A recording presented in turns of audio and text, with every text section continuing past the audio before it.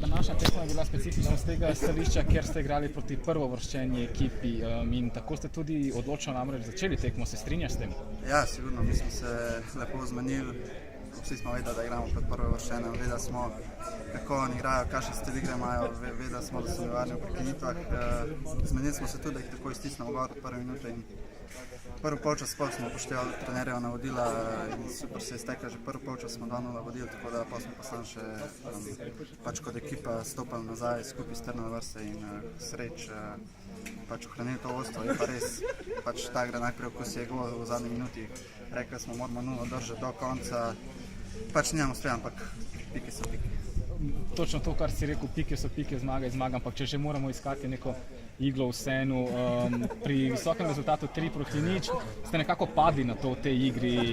Kljub temu, da ste bili boljši tekmec, bili kvalitetnejši, žoga nekako ni stekla.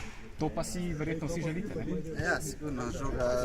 Pač drugi polčas smo tudi zavestno in malo podzavestno preveč stopali nazaj, malo se začeli braniti, ampak ko jih smo dali gol 3-0 in pač razumljivo je, da se potegneš malo nazaj, da hraniš to vodstvo in se pravi, važno je, da so pike ostale doma, je pa ta gol pa pač slaba izkušnja. Zmaga proti vodilnemu pa verjetno ne more biti boljša oziroma ne more biti boljša popotnica za naprej, ne?